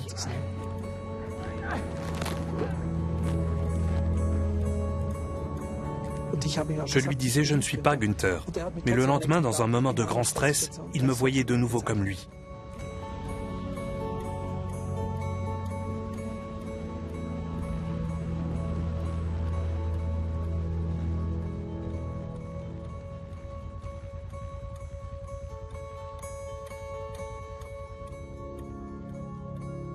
Le jour anniversaire de la mort de Günther, nous avons décidé de retourner au Nanga Parbat avec un petit groupe. Wolfgang, Ernst, Peter Eisendle se trouvaient dans la moraine. Ils ont aperçu une tache de couleur et en s'approchant, ils ont trouvé un os. Pour Reinhold, c'était clair qu'il ne pouvait appartenir qu'à 2 personnes. Nous avons emporté l'os et nous l'avons fait analyser. Pour la famille, ça a été un grand soulagement de découvrir ces restes et d'avoir la preuve qu'il s'agissait de notre frère. C'est pour ça que nous sommes allés tous ensemble au Nanga Parbat. Vor dem Kessel ist ein Buckel mit riesigen Spalten. Und du kannst links vorbeigehen zwischen 2 Eisbrüchen. Kann man durchgehen, das sieht man mit freiem Auge. Und weil dort Lawinenkegel rauslaufen, bin ich rechts herausgegangen, um zu schauen, geht das.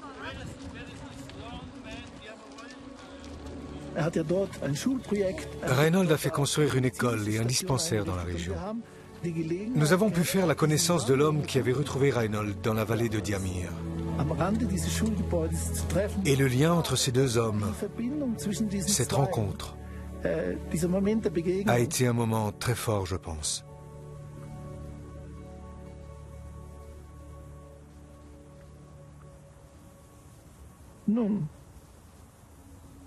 Ich glaube, das war ein sehr besonderer Moment.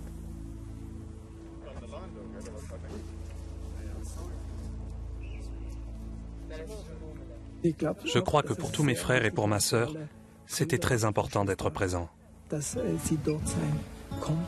Et de voir ça de leurs propres yeux. Et de savoir que notre frère était enterré là, quelque part.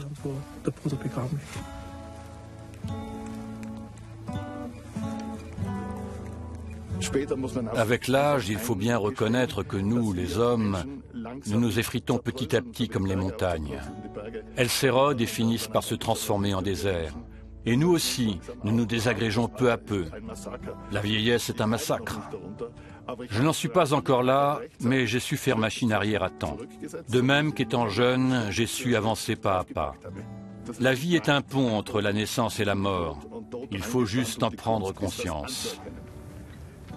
Tout l'art de l'alpinisme, c'est de savoir qu'on ne peut faire que ce dont on est capable. Ou bien tu fais comme Milarepa. Hélas, je ne peux pas chevaucher les rayons du soleil, sinon je le ferais volontiers.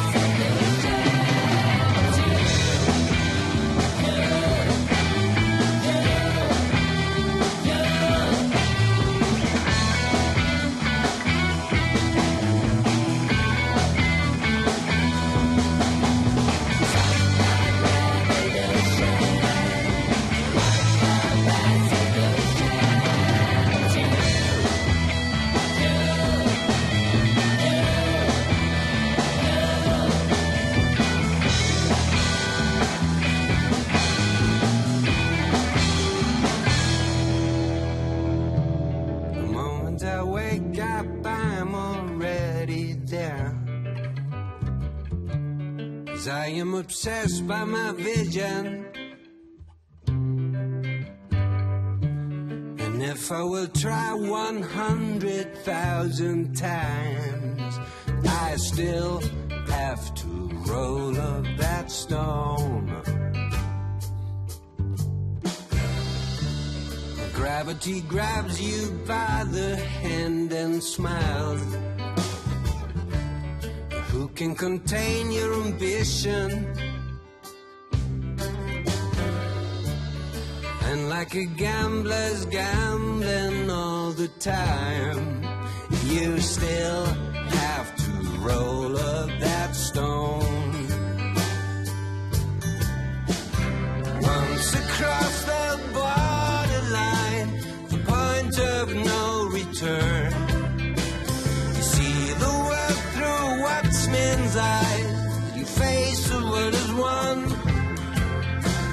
The borderline to kingdom come.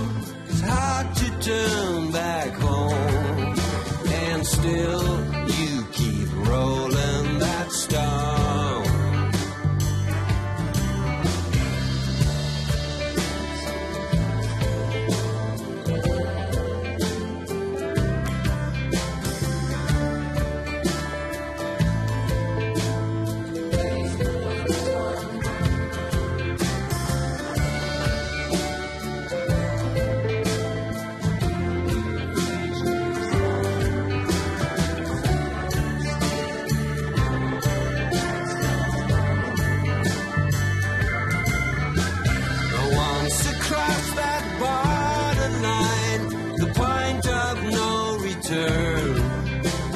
You see the world through watchman's eyes. You face the world as one.